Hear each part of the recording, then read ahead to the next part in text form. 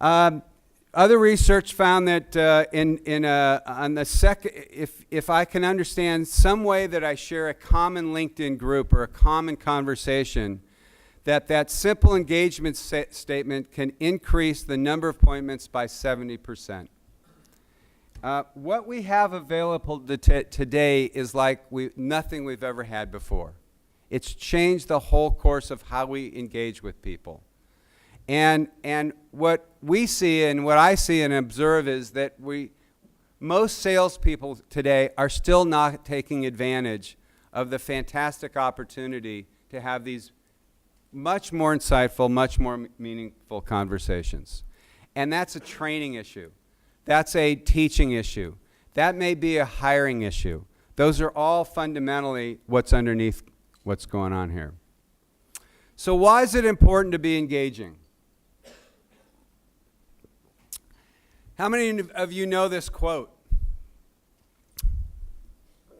And by the way, you know, when you're telling these little stories, here's a good idea. Have a point. It makes it so much more interesting for the listener. Does anybody know where this quote came from? Nobody in here. So there's a great movie, Planes, Trains, and Automobiles, when Steve Martin is telling John Candy, have a point. Have a reason for you, these little stories that he's going on in this movie about. And it's a really great scene because Steve Martin just stops John Candy in his tracks. How many of you know these guys? Steve Martin, okay, some of the U.S. people. But it's really true. Have a point. Have a reason for having the listener listen. So we think of sales transformation. I think of sales transformation in 3 dimensions: the people, the platforms, and the processes. All of those have to change to really have business transformation. On the people side, it's moving and shifting the conversation from talking about features and benefits and talking about their company and talking about price to talking about solutions to talking about the customer's business and to talking about the problems that you can solve. Fundamental transition. Not very many people do it very well. People always fall back to talking about their company. People always fall back to talking about their features and benefits because that's how people were trained. And they're always talking about price.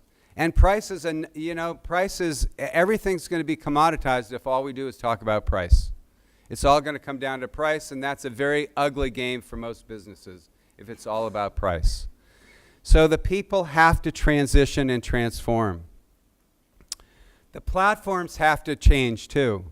From paper and pencil, from finding leads in print yellow pages and newspapers and magazines, tearing the books apart, from going online to multiple sources, it's got to shift to laptops and tablets and phones.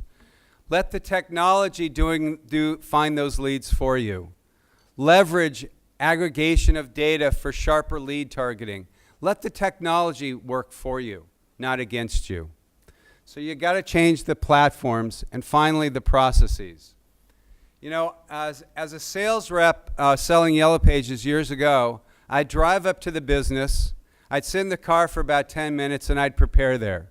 I'd look at the sign, I'd kind of figure out what kind of business they were in, I'd figure out my talking points on the fly, I'd fact find while I was there, maybe in discussion. That doesn't hunt anymore. You got to prepare ahead of time. You've got to figure out their pain points in advance from data and analysis you can find. You got to fact find ahead of the call. And you can't ask those closed-ended questions. You have to ask those open-ended questions. You know, I would sit there and I'd do kind of a SWOT analysis, sitting literally in the parking lot of, you know, a tire dealer. And you can't do that anymore. And too often, the sales model relies on the old model of doing it on the fly. Oh, I'll do this just as I get there. And the customers are so inundated with propositions and people calling on them that the left side of this thing just doesn't work anymore. So that game is over. And you know, I think, you know, I'd say we're, you know, if you use a soccer terminology, Paul, where are we? Are we in the second period yet? of transformation? No, Paul would suggest we're not even in the second period. We're still in the first period.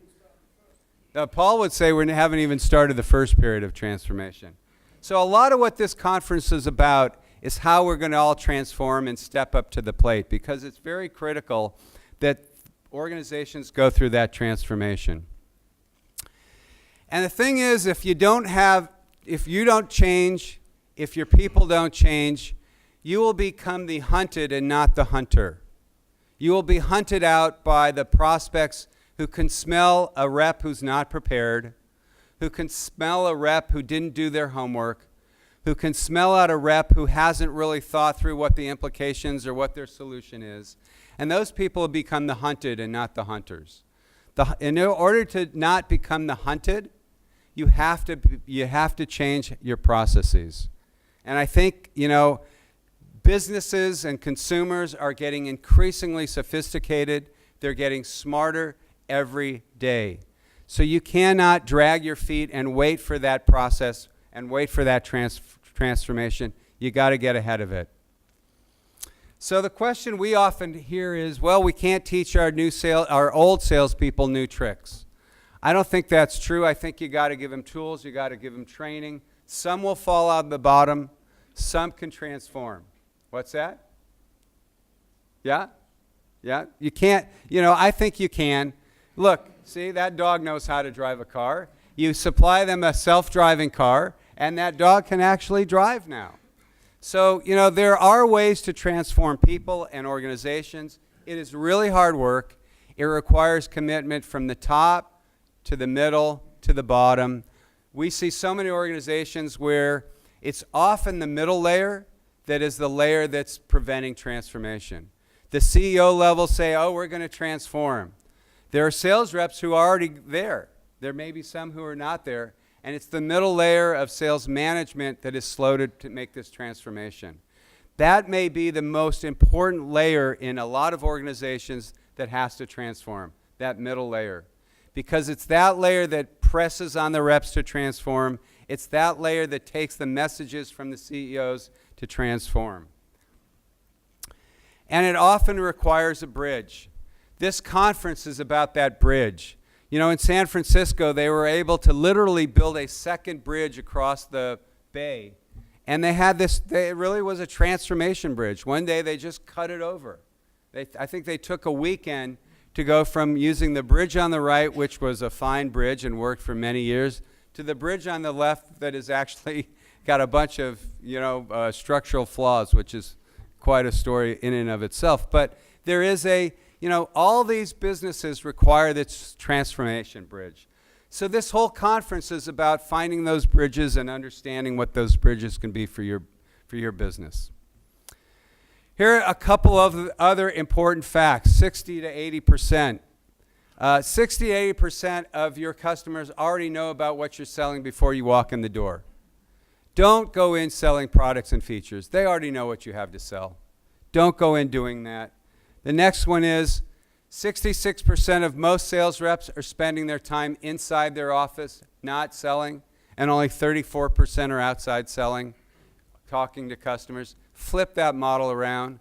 I see it all the time. I was in a sales office not long ago, and someone said to me, if I watched all the webinars that I'm sent to watch, I'd sit at my desk from Monday till the end of Tuesday exclusively watching webinars about what I should be doing.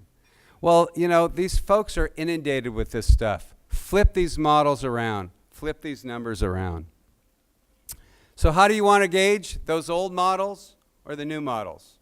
This whole conference is about engaging differently with customers, with partners, with consumers, with advertisers. So that's a very hard way to make your life, is chasing that train that's already left the station. Don't be that guy or that woman that's got that bag there at the end. It's a very scary place to be.